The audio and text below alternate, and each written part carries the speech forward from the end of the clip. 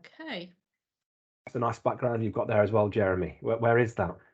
It's Eccleshall, but I thought it would be topical at least because we're talking about beating the cold today, aren't we? Absolutely. It was better than a summer scene, which I thought looked inappropriate. Okay, we did have people there, but it seems as if they've... Oh no, they're back again. That's good.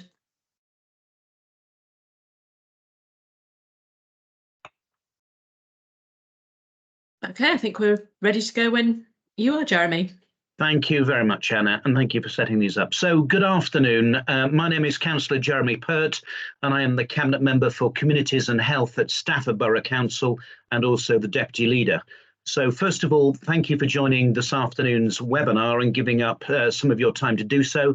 This is the first of 6 webinars aimed at helping to have easier, knowledgeable conversations and feeling able to signpost people to the right support available within the borough, and also to have those valuable conversations. This series includes today's webinar, which is being hosted with Beat the Cold, which has been really apt given the cold spells in the middle of both December and January. And I'm sure that we haven't yet finished with the cold weather this winter just yet, albeit I am touching wood. There is a further webinar tomorrow with the Fire and Rescue Service looking at fire safety, especially as people may start to do new things and different things, trying to heat their homes and staying warm this winter. Next week, we have my friend Hayley Smith talking about housing options and the great work that she and her team does day in, day out to ensure people have a secure roof over their heads and to ensure that we take a preventative approach to housing options whenever and wherever we can. After that, we have a webinar with CAB, also known as Citizens Advice, looking at budgeting and general advice and other signposting. And then we have a slot booked with Chris Butcher from Housing Standards to talk about mould and damp issues. And I'm sure we all recognise just how serious mould and damp issues can be on people's health. And it'd be really tempting to ignore them, the mould and damp issues, or to do things in homes that increase the likelihood and presence of mould and damp. But there are easy ways and easy things that we can all be doing to help.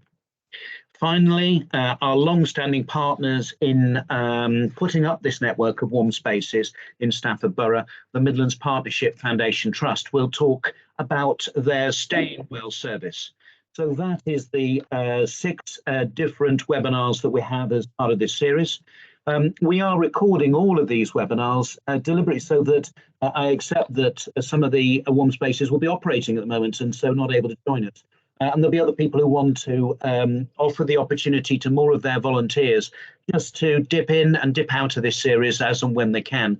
So all of the webinars are being recorded so that everyone can see these at their own leisure. And any material like slides will also be shared on the same website for you and your volunteers to be able to make use of. So thank you all to everyone involved for their time and commitment to this series of webinars. The aim of the webinars is to help volunteers to be able to have the background knowledge and insight to be able to have those worthwhile conversations at any stage with people that they come across from either from within our communities, either through the warm spaces generally, or when people are just out and about in the community. And they're designed not to make people experts, and we're not asking people to try and take on the roles of some of the professionals who'll be presenting during the 6th series, but instead just to be able to have sufficient insight and knowledge to be able to feel comfortable if they want to have a conversation so that they can do so. We're not asking people to have those difficult conversations, but really rich and valuable ones instead, and to help get the support to people and the help that they may need. They certainly won't be a panacea. They won't cover everything in every detail. Many of the presenters, including today's 2 presenters, have many years' experience in the areas and fields that they are talking about. So there is no way that 30 minutes on a webinar will give everyone that, but hopefully it provides a bit of confidence and a pathway to find out more and an opportunity to know where to go if they want further information. We have partnered with 2 other organisations, namely Midlands Partnership Foundation Trust and the Community Foundation for Staffordshire, to help deliver the network of warm spaces with funding, signposting and support. So thank you to both MPFT and the Community Foundation for being such great partners. And finally, thank you to everyone who is watching these videos, whether webinars, whether it's live or on Watchback, for all the work that you are doing in your communities to help and support people, whether it is with that warm welcome or that warm space or that warm drink or meal.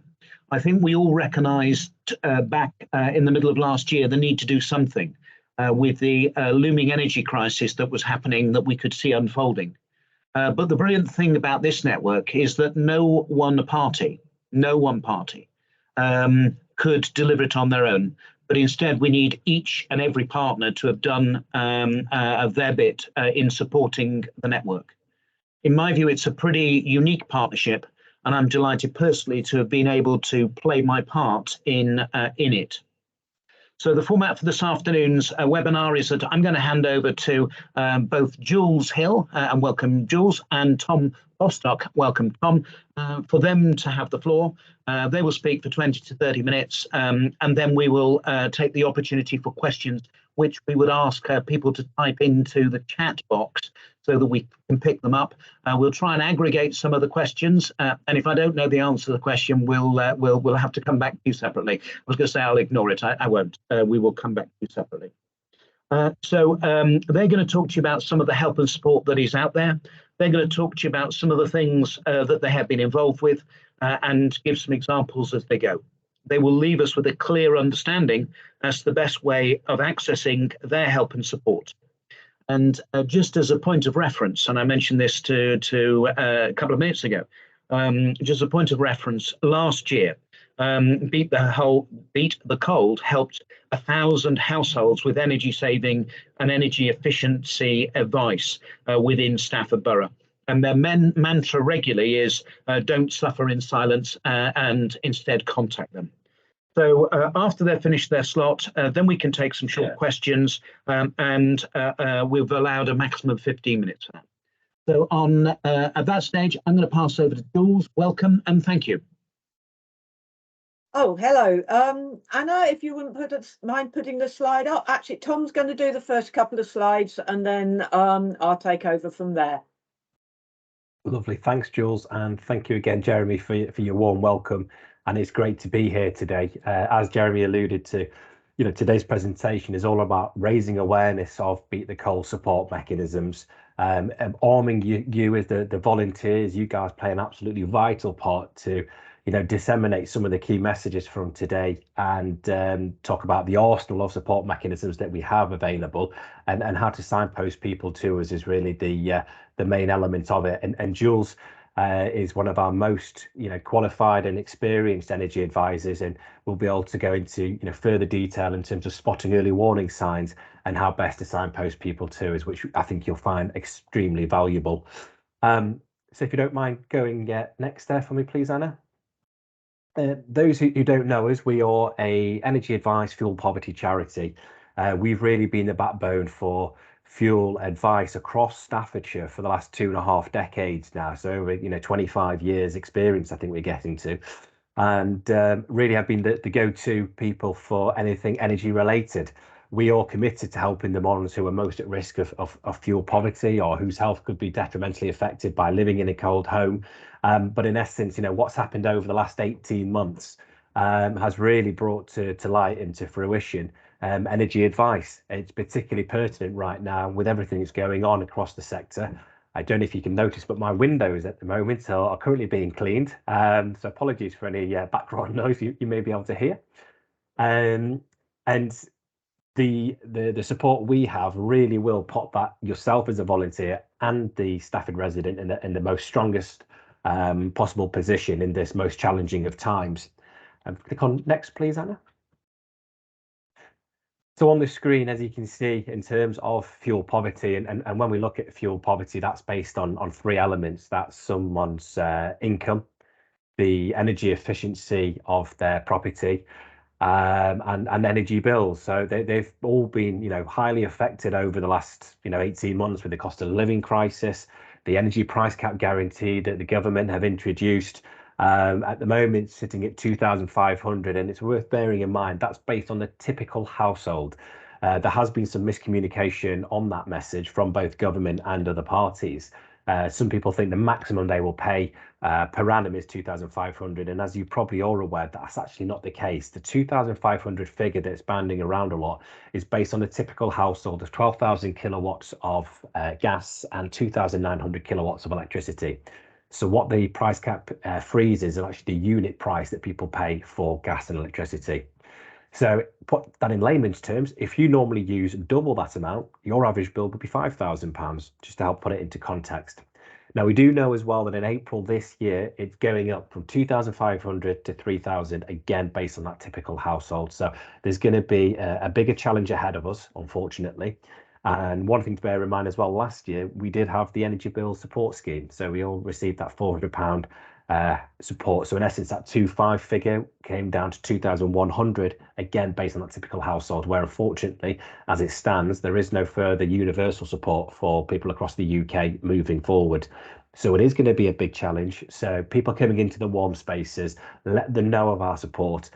And again, to put that into context, if you think there's roughly 26, 27 million households across the UK, we predict, this was based on last year when you can see October 2022, if it wasn't for that energy price guarantee, almost 9 million households. Well, because the price cap guarantee is now being raised to 3,000, the NEA have predicted it's going to be around 9.5 million. So that's 1 in 3 households that would be classed as fuel poor. So it just goes to show the severity of the situation that we're in and the need for our support and services. So I've just obviously talked to you about the challenge that we're facing. I'm sure that a lot of you know and are feeling the effects yourselves anyway. And the people coming into the warm spaces will unfortunately be going through a really difficult period. Jules now is going to cover some of the support elements that we have available and causes of fuel poverty and spotting early warning signs. So without further ado, I'll pass you over in the capable hands of Jules to carry on. Thank you. Right, thanks, Tom. Anna, could you just go on to the current slide? So we go on to on the top ribbon, the second one in where it says from current slide, please. And then that's it. Right. So there are roughly 5 main causes of fuel poverty. First one, please.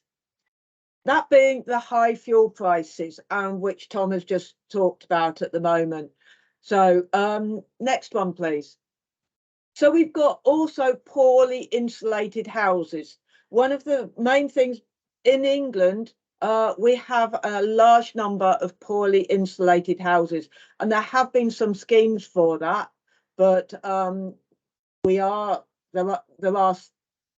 still a number around, and that does affect the warmth in the homes. Next one, please.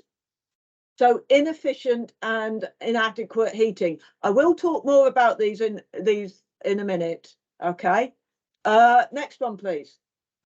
Low income. Again, if you haven't got the income, you can't afford the gas and the electric bills, possibly food, etc. And the final one, please. So we've got, again, the type of resident.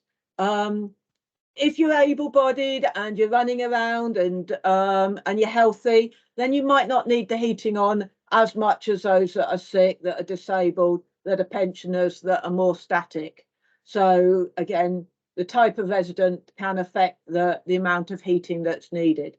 Next screen, please. So this is where, if your house isn't insulated, this is where you get the energy loss. So a lot through the walls. So if you've got a cavity wall property that isn't insulated, it is worth getting the cavity wall insulation done. Next one is the roof. And again, getting the roof insulation done. And there have been some grants. At the moment, there aren't any available, but we are expecting more grants to open up in the next month or two, which you can apply for. And that is both homeowners and private rented. The Housing Association and the council properties you need to contact your landlord for those. Again, minor draft insulation, round the doors, round the windows, door drafts. Again, all that will help stop the drafts coming in and keep your house warmer. And if you've got suspended floors or wooden floors, that's another way of getting the keeping the house warm. Next one, please. So with the insulation, again, you can phone us up and we can do the referrals as and when they're open. So, as Jeremy said, we've had some cold times, okay, cold temperatures. So in the winter, we do have more warmer winter days than colder winter days, and colder winter days are when it gets below 6 degrees or more. All right, and they're colder winter days, and that's when more people end up in A&E due to cold related illnesses. Next please. Okay, so, and that's known as a cold snap. So it is really important when it starts getting colder to make sure your heating's on, that you're wrapped up, that you're eating regularly. You know, so that's really important things that you need to look at in those days, or get into warm spaces. Next one, please.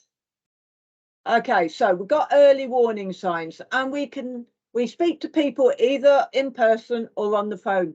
And if you have a think about when you're speaking to them, what sort of signs, symptoms would you expect to hear or see? Things like people wrapped up with woolly hats, and they're staying wrapped up with woolly hats when they've gone into a warm area because they are very cold. So they're needing a long time to warm up. That's another sign. Somebody saying, and this can be either on person or on the phone, that they can't afford the fuel bills. Simple things, really obvious things, but there are some hidden things as well. Like maybe they say that the fuel company's putting a prepayment meter in. You know, little things like that are signs that they might be struggling, and might be signs that you need to refer on. So these are just a few. Anna, please. So these are just a few things that they might say. And again, please.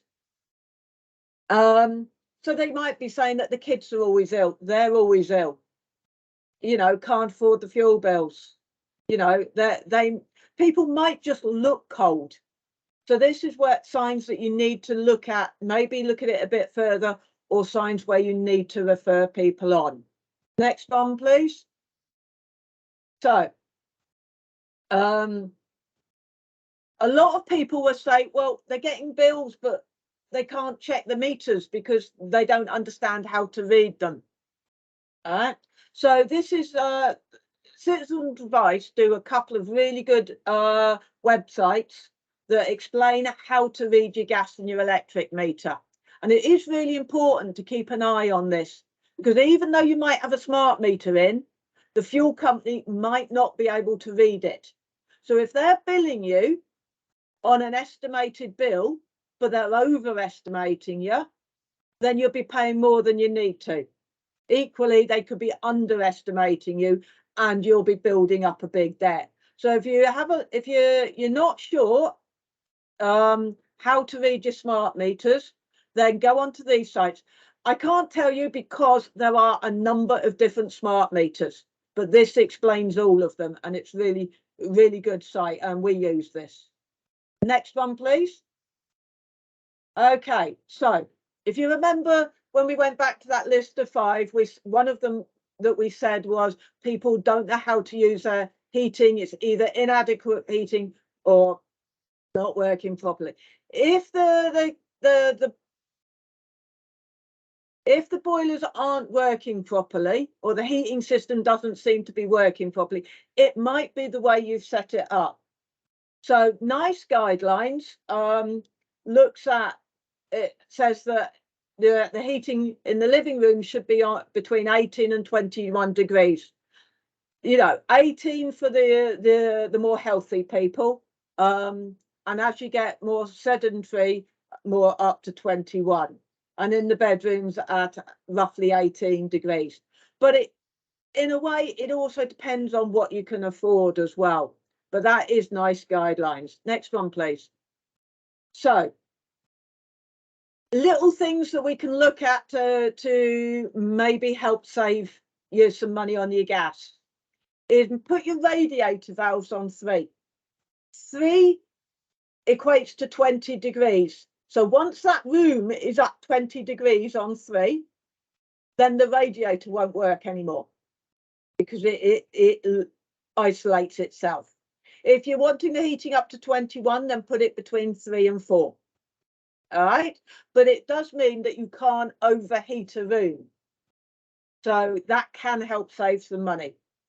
The hot water, if you've got hot water cylinder or you've got hot water on a combi boiler, it should be between 55 and 60 degrees.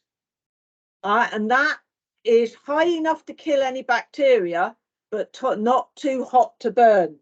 Also, some places I go and we find that the hot water's on at 70 degrees. Heating water is the most expensive thing that you can do. So the lower that you can get it, but that's safe, is the best thing. So it's best to keep it on around 55, 60 degrees.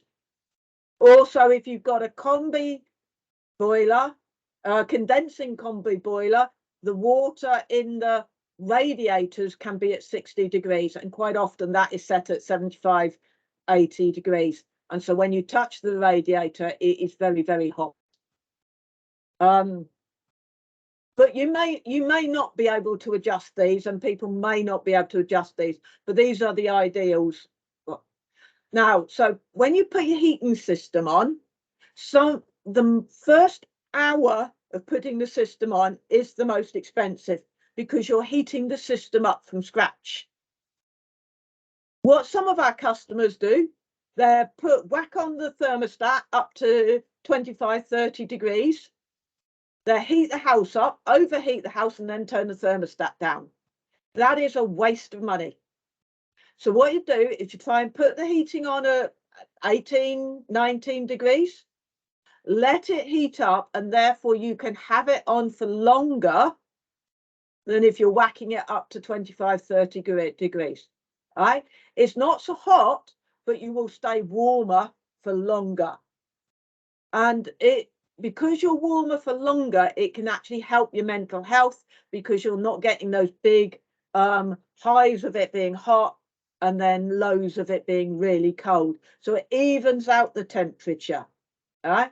And in some cases, it's worth having the heating on a low, steady temperature all day, especially if you're in the house all day, rather than having those peaks and troughs of heat and cold. But that can vary on the type of house you've got, and you have to experiment to see which is best for your house. Okay, so so that is something that you can experiment with. And some of our customers, because they can't afford it at 18 low, they will put it on 17 or 16, but at a constant, because that's what they can afford. But again, you still haven't got those peaks and troughs. So that is actually, they're feeling better for that. Next one, please. Okay, so we've got causes of damp. And now I've just found out you've got a whole seminar on condensation and damp. So what I'll do is I'll run through this quickly and then we'll leave it for the experts. Okay, so condensation is damp, and damp is caused by 4 things. A lack of heat. Next one. A lack of insulation. Next one. A lack of ventilation and excess moisture. So quickly. Heat. Put your heating on. Lack of insulation. Get your property insulated if it's not insulated. Ventilation. Make sure that your window vents are open. if you, particularly at night, if you're having a lot of condensation at your windows at night, make sure your air vents are open. If your windows don't have air vents and they're double glazed, then put them on the catch, right? Each person will breathe out 1/4 of a litre of moisture each night. If that moisture is trapped in that room, then it will go to the coldest places and it will cause damp. So it might be on the windows, it might be in the backs of wardrobes, inside wardrobes, it might be north facing corners or walls. Okay, so you do need ventilation and excess moisture. It's things like, if you're coming out your shower, make sure your window's open and you shut the bathroom door so that that moisture will go out the window and not into the house. When you're cooking, put lids on. A, it will stop the moisture going around the house, but B, it will cook quicker, so you're not using so much gas or electric. Right? It's also trying, when your heating's not on a warm winter day or so, open the windows, let an air circulation go through, replace that old air with new air, and that will help as well. So, and in line with that, some general energy saving tips is, have door curtains. If you've got front and a back door, try and put curtains on those. Again, then you're trapping the heat in the house. If you've got curtains at the windows and you've got radiators under the curtains, under the windows, then when you pull your curtains, either make sure they're tucked underneath the behind the radiator. If they're too short for that, then tuck them up on the windowsill so the heat will come into the house and not up the window, and you will benefit from that. Next slide, please. So when you refer somebody to us, or when we start talking to somebody, we will go through a number of questions. So we will find out about the person's circumstances, if they're on benefits, what type of house they are, and we can do referrals, recommendations. So one of the first things we will do is look at the Priority Services Register. Now, this is a register that all the fuel companies have, the water company has, and all the network distributors for both the gas and the electric. So if we've got somebody that is in poor health, that is disabled, then they should be on that register. So anybody that's classed as vulnerable as well. So it might be that they've got a low income. It might be they've got very young children. Then they should be on that register. Okay. It is very, very important that they're on there if they have medical electrical equipment.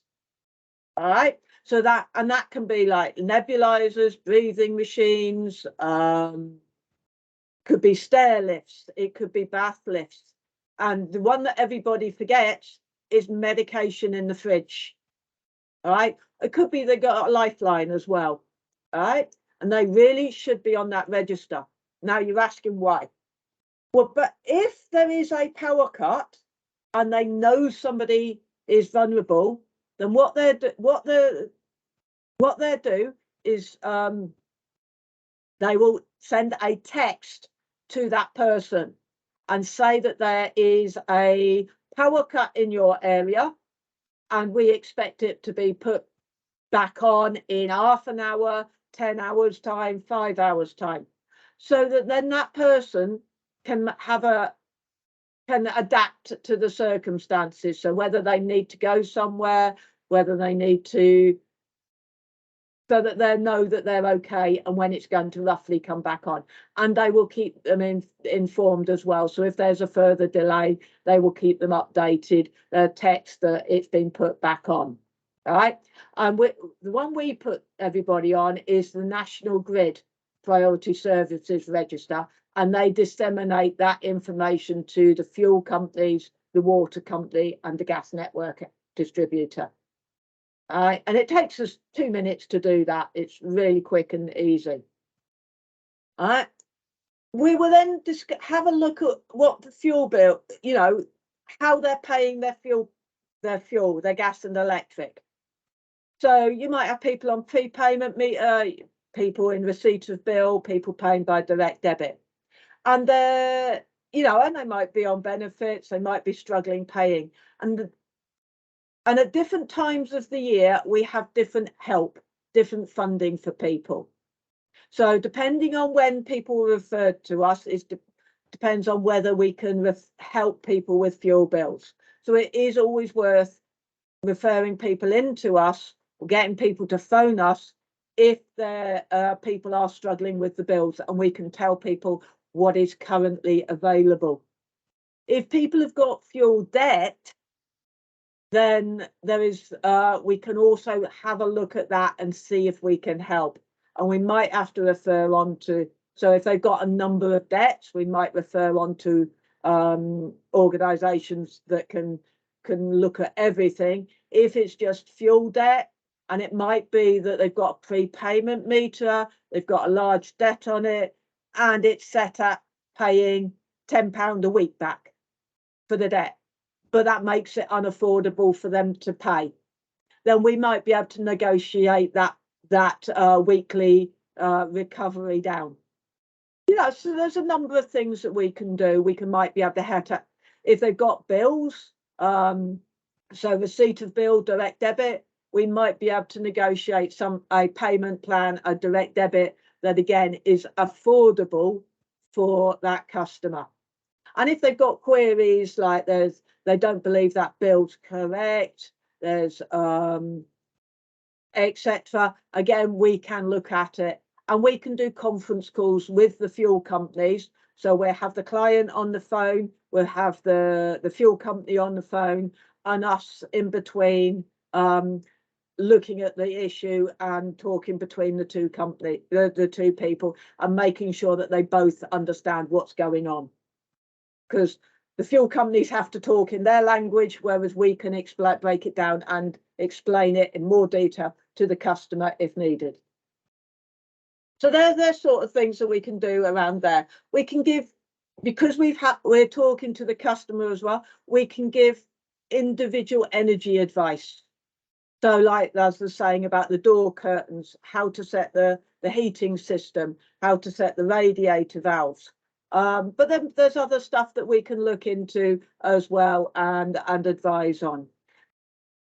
So we can do that. We can also look at whether people need food, so we can refer on to food banks and things.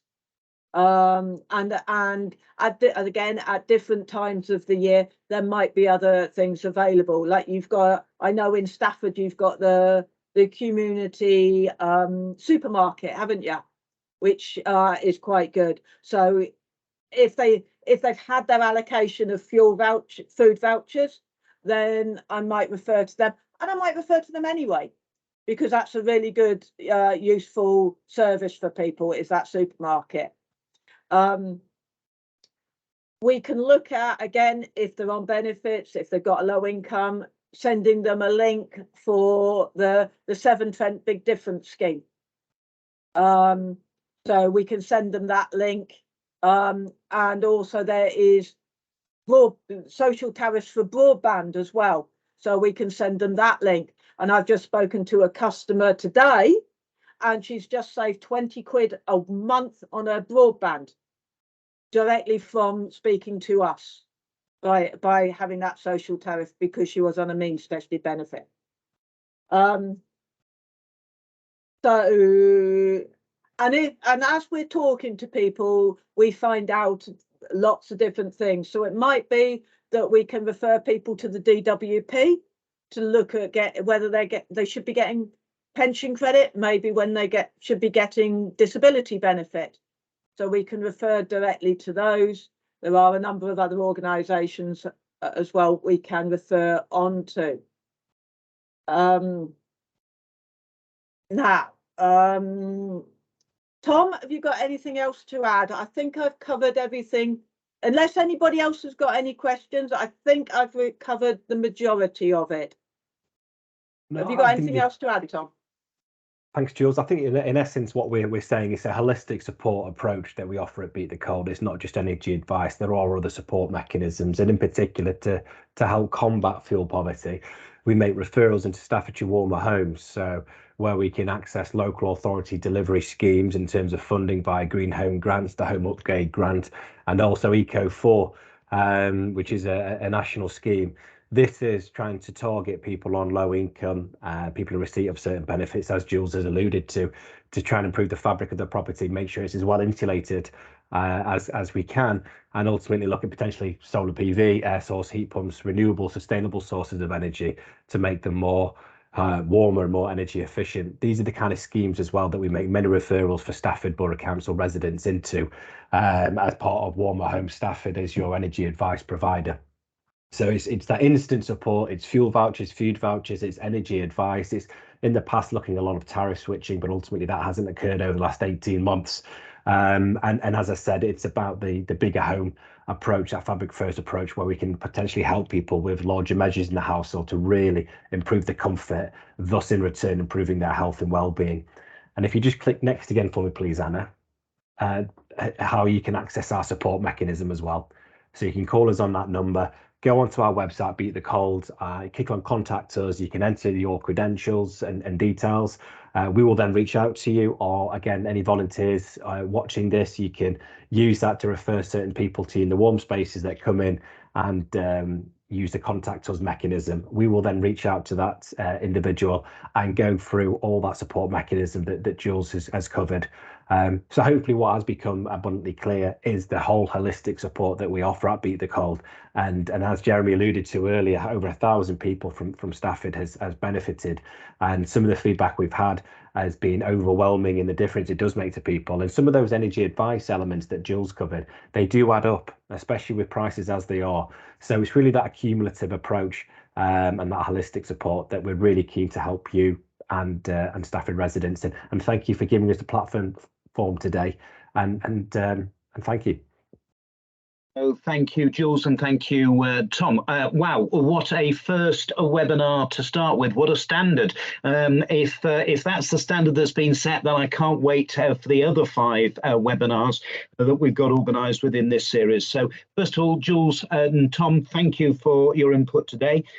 Second of all, I should say that we will post the slides with the links to this webinar. So those people who would like to access the slides and obviously contact details can do so. And I think the real main message is share those as widely as people want to. The webinar itself is just as applicable to individuals as it is to volunteers, as well as to community champions in professional community champions. So please do share that as widely as possible. I got a number of top tips from that, which was really good.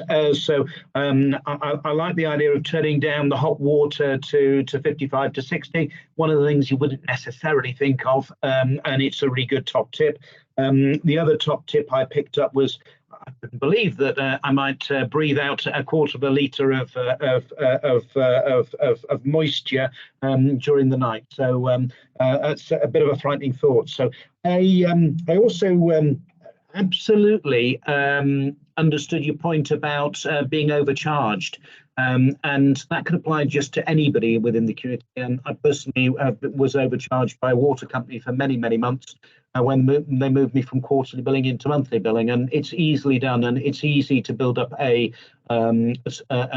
surplus of cash sitting with some of these providers that actually could be really useful in people's households today. So great top tip. And I think you touched on so many different areas, including costs, and all the way through to the impact on people's mental health. So just a lovely start to this series. I'm going to throw open the floor for people just to put in the chat any questions they've got. I've got a couple of questions whilst we just wait for anyone else's questions. So I guess my first question is, if people contact Beat the Cold and there isn't a grant available, will you keep hold of people's details, so if there is something that does become available in due course, you can contact them? I don't know if I'm aiming that at Tom or at Jules. I'm happy to cover that, Jeremy. So yes, in essence, a lot of people, when they contact us, they almost build up that relationship, and we will have further touch points with them again in the future. It's sometimes a challenge to keep hold of everybody's details, so we do encourage people to call us back during a certain timescale when we do know that the opportunity to make referrals into certain schemes do become available. So, for example, we've recently had the Sustainable Warmth competition, where we referred many Stafford residents into that. But at the moment that is closed, and Eco4 is currently up and running, but we're just waiting for the right channels to refer clients into it with some of the providers, because there has been a delay in terms of the consultation, in terms of some of the final guidance around that national scheme, before we can start referring residents into it. But it's a 4-year project. It's worth £4 billion. It's 1 billion per annum. It's really aimed at households with an EPC of D or below, trying to focus on energy performance certificates, properties with E, F and G, because obviously they're more severe, A being the best, G unfortunately being the worst. It's really a focus to improve the energy efficiency for those, and it's really looking at that whole house fabric first approach.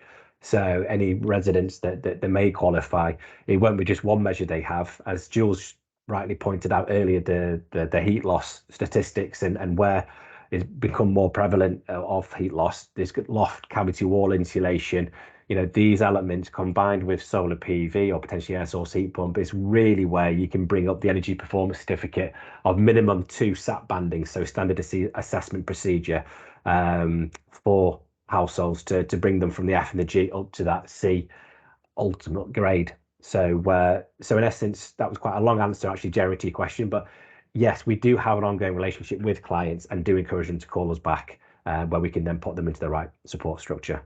You raise, and I've not read what Anna's put, but maybe she can do that. She does have the ability to, but just you raise a number of interesting points, because I seem to recollect that in the last couple of years, we've over-delivered against some of these targets within the grants. We've actually chased top-up grants within some of this area. So actually, I think this is a really good opportunity for us to over-deliver, because it just means that, we can impact more houses and more residents by getting the word out on this. I think the second thing it sort of raises with me is that actually, people in private rented accommodation is just as applicable to those in, poorly performing, less efficient social housing. But nor should we at the same stage forget about, those big old rural houses where people are sort of asset rich but cash poor, and sort of the level of coldness in some of those properties, and some of the heat inefficiency of that. It's very easy to look at something and come up with the wrong conclusion just by looking and not asking any questions. So I think within all that, you make some really, really good points. I'm going to hand over to Anna, because she's made a couple of points here.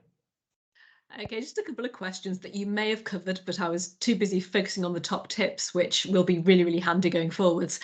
The priority register you mentioned sounds really, really helpful. Are households allowed to refer themselves onto that register, or do they need to come via an agency like yourselves? Yeah, they can go onto National Grid's website and register themselves. And when the people phone up the fuel companies, often the fuel companies will put them on as well. But if you do that yourself, you don't come through to us and you don't find out what else is available. But yes, they can in essence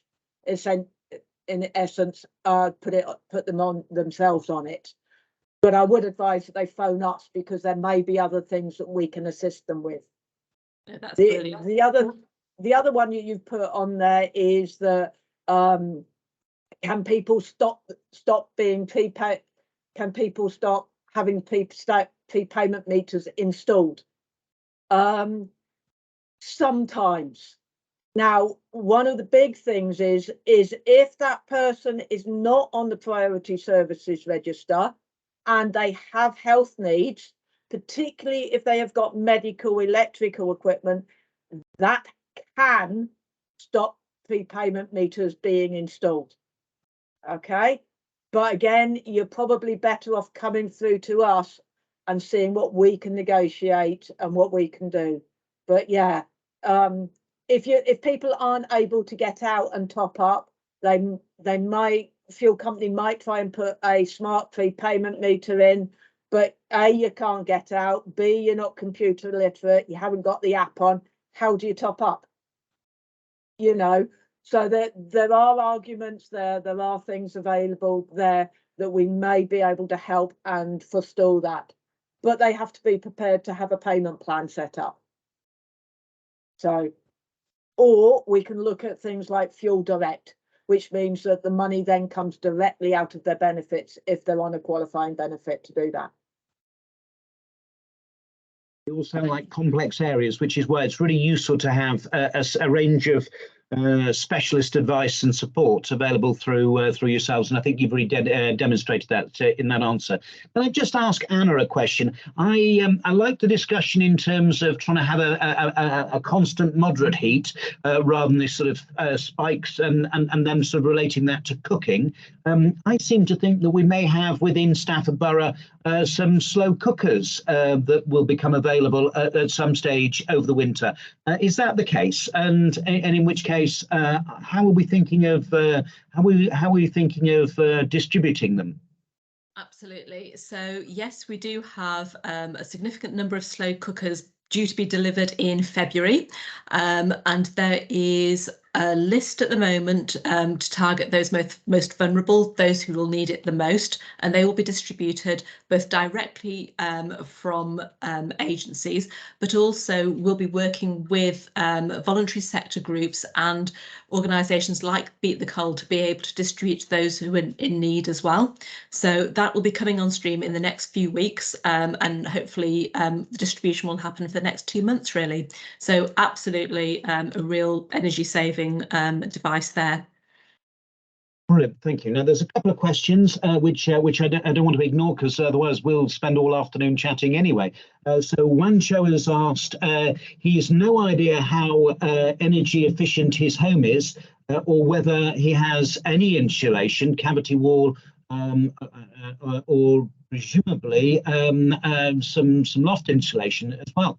Is there an easy way to check any of this? Is that a Jules question? Yeah, that's a me question. Right, well, the first thing is, if it's a private rented or a homeowner property, you may well have what's called an EPC, an Energy Performance Certificate.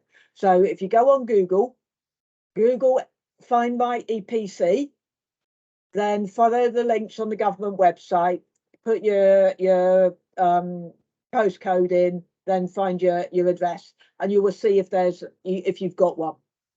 Okay. Now, if you bought the house maybe 20 years ago, you probably won't have one. You won't, unlikely that you'll have one. So how to check? Right, well, go up in the loft and have a look to see if there's loft insulation. The ideal amount is 300 millimeters. So that is insulation between the rafters and at right angles on top. So you have 2 layers of insulation is the recommended amount.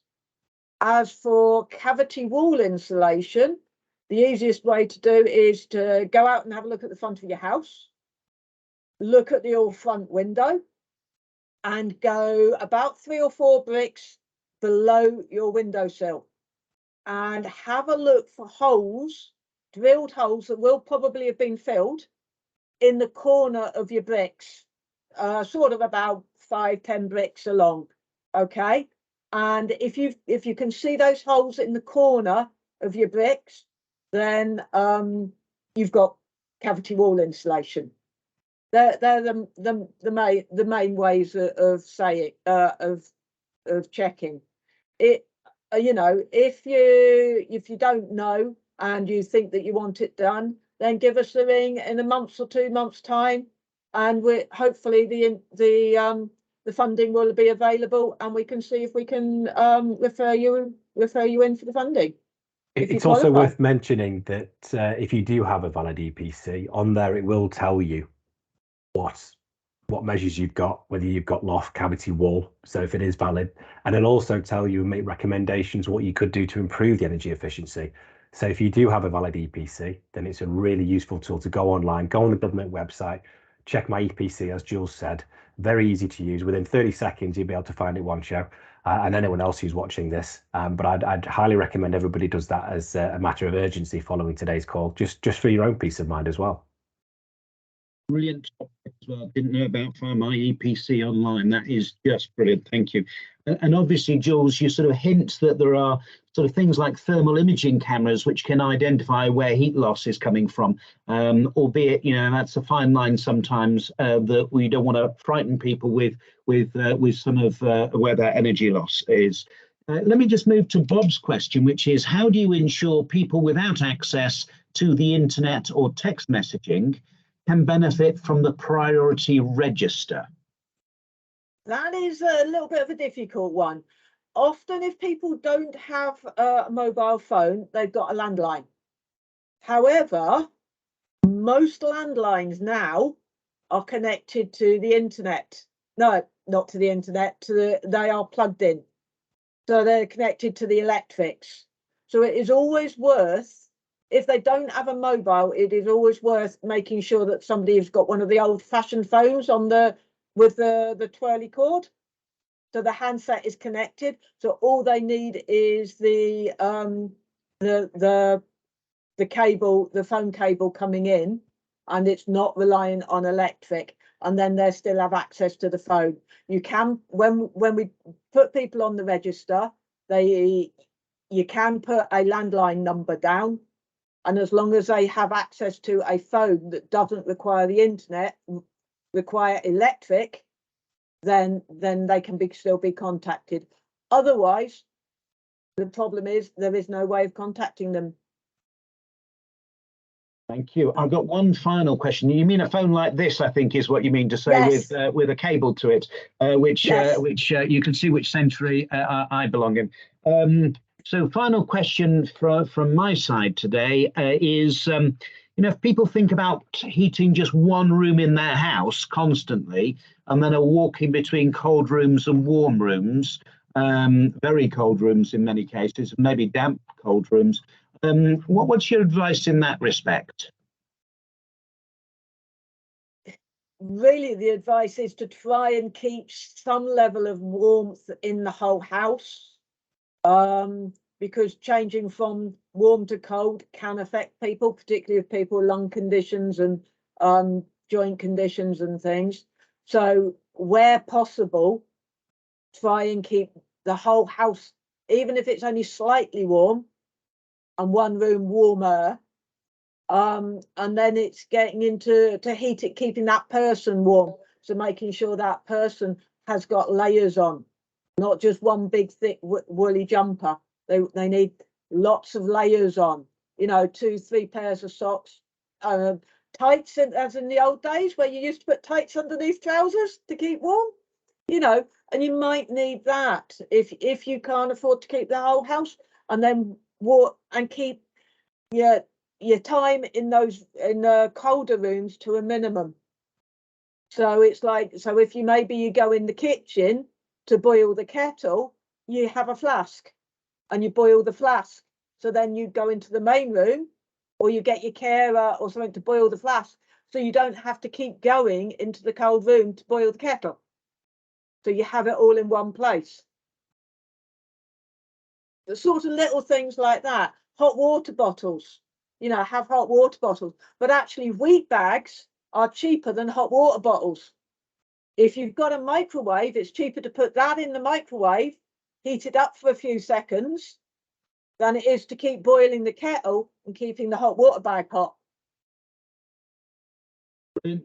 Jules, and on that is just a brilliant answer, good demonstration of the value brought to today's discussions, because there are lots of simple things that people can do rather than panicking, getting worried about the situation they're in. And I think it goes with your mantra of talk to us, we'll see what we can do to help. And there may be a range of small things, or there may be some bigger things, but you'll do your best to try and help people who approach you with some really practical stuff that everyone can use. So at that stage, we've used slightly more than the time we aimed to, but I think it's been such a valuable conversation. So Jules and Tom, Anna, thank you for today's webinar.